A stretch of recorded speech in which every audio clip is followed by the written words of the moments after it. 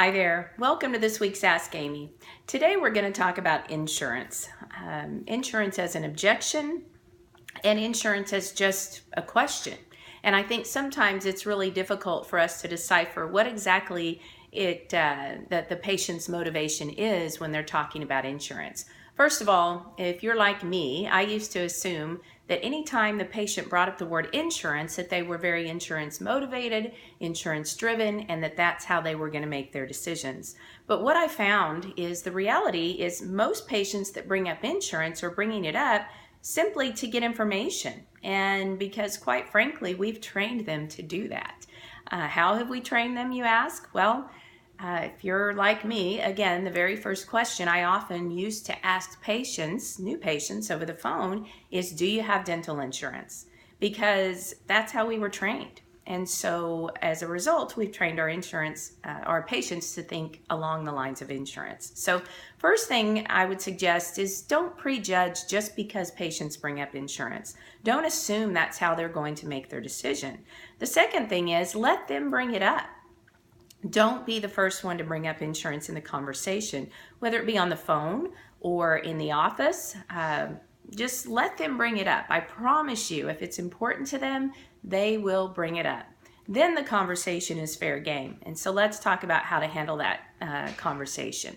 First and foremost, don't badmouth their insurance. Okay, patients are proud of their dental insurance. They're proud of their benefits.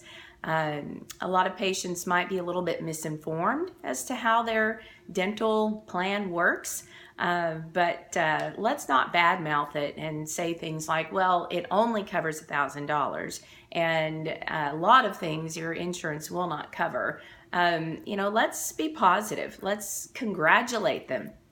Hey, that's a great, thing that you have insurance. I'm happy for you. That's a portion of your investment that you're not going to have to worry about.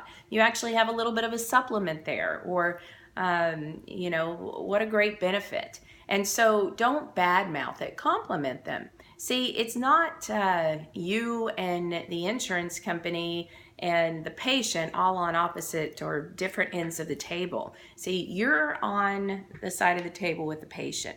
You are their advocate. You are there to help them. The insurance company's over here. And what happens oftentimes is we become unpaid employees of the insurance company. We become all-knowing. We spend countless hours researching their insurance and calling and verifying benefits and doing all of these things. And I'm not necessarily saying that you shouldn't be aware and you shouldn't understand how their plan works, but don't be the information giver. Okay, you don't want to be the one on the end of answering the questions. And so when a patient says something like, what does my insurance cover? I think there are a lot of ways you can respond to that. Again, remember, don't give information, ask questions. So you might simply say, well, that's a great question. We work with a lot of different plans. It kind of depends on the plan that your employer chose. Do you know what your maximum is? Again, just in an effort to give them ownership for this, even if you know all the ins and outs of their plan, let's not go there. Give them a little bit of opportunity to own their insurance. And so they may say, well, I think it is $1,000, or I have no idea. If they do have an idea, say, fantastic, that's $1,000 you don't have to worry about. Now let's talk about the rest of your investment. Or if they don't have any idea, you might say, most patients have discovered that they have around $1,000 minus anything you might have already spent. So that's the good news, is you've got a little bit of a supplement to help you. So how would you like us to help you with the rest? Okay, see, what we get caught up in is assuming because they are asking that question that that's all they want to do. And that's what we need to be cautious of.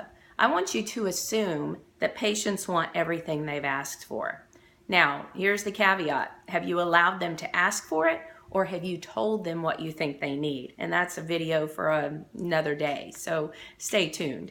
But assuming that you have given them complete ownership and you have allowed them to come up with a plan based on what they're seeing in their photos and based on the questions that you're asking them, of course with your guidance, then they have ownership for this plan. And so when it comes down to these insurance questions and they say, what will my insurance cover? it will be a whole lot easier for you to say, well, that's a great question. At this point, we're not absolutely certain, but let me ask you this. Say there are some things that you were wanting to accomplish that maybe your particular plan doesn't cover at this point in time. How do you want to handle that? What if we were to make that easy for you? You know, your out-of-pocket investment, what if we were able to simplify that part for you? Would that be helpful? Okay. See, the problem is we generally stop short, and when a patient says, will my insurance cover that, or what will my insurance cover, we kind of have a meltdown and go into prioritization mode and say, oh, great, here we go. They only want to do what their insurance covers. Well, guess what? They haven't even said that yet. And by the way, if a patient does say that, if a patient does say, you know what will my insurance cover? Let's start with that. Again, assuming that you have set a great foundation and that you have allowed the patient to come up with a plan based on their goals, their motivation, the things that are important to them, then it's very simple for you to say, hey, absolutely, we can do that. Now, let me ask you this. What about the things you shared with me that are, important to you that, your insurance won't cover at this point in time? Where do you stand? How do you want to deal with those things right now? Or you might say, we can do that. Absolutely, we can do what your insurance will cover. It sounds like you see a benefit in maybe putting off the other things that, you shared with me are important to you. Help me understand, or tell me more about that. Okay. Now, what we're doing is just taking or making an effort to get the real objection out on the table. Because here's the thing, when insurance is brought up, it's one of two reasons.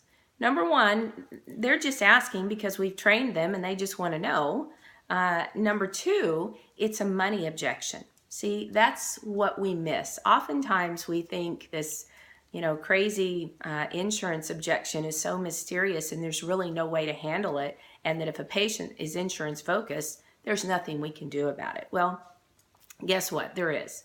If you have set the proper foundation, and again, if you have given them ownership and you haven't simply told them what you think and imposed your values on them, then chances are they won't say this often anyway. But if they do, it's very simple for you to say, again, absolutely, we can certainly do what insurance will pay for. Now, I know you shared with me earlier that you want to make sure that you don't have any surprises. You wanted to make sure you got the best value, that you saved money long term. And I know you don't like being here. It's no secret. Patients don't like being in the dental chair. So what if we were able to work out to where you could maximize your insurance, take care of the things that you shared were important to you, not have anything else hanging out there, and save you some money and time? What do you think? Is that something that would simplify this for you? Okay. So again, we have to assume the patients want the absolute best because they really do. All right. It's just, they came to you. You didn't drag them off the street. You have to assume they want what's in your store. And you have to assume, even if it's just a cleaning, that there's a motivation behind that cleaning. And asking the proper questions, which again, that could be a whole nother conversation. If we are asking the proper questions to begin with, first of all, you're going to find you won't have near as many of these objections. Second of all, when you do, you at least have the tools and the resources in which to respond instead of just saying, oh, okay, well, let's just prioritize that for you. All right. Here's the other thing too, and I just want to put an exclamation point on. Compliment your patients that have insurance. Let them know. I know in the age of, we won't even go there, the politics and everything else that's gone on with healthcare, patients are frustrated. Okay, they're frustrated, and so help them feel good about that, even though it kind of stinks. That's great news. A lot of patients don't have that benefit, and so you have $1,000 to play with. And we promise you we'll put that to good use and maximize it for you. And the great news is we've got some other resources that can help with the remainder of your investment. Is that what you'd like our help with? Okay. So anyhow, again, just be positive with this. Don't get caught up in thinking that, in a negative mindset when patients bring up insurance. Be cheerful, be joyful, be helpful. You are their advocate. You are not an unpaid employee of the insurance company. And I want to make sure that, you are not putting yourself in that position. So I hope this was helpful today. Stay tuned, and I always welcome your questions. I always welcome your topics. Had a suggestion yesterday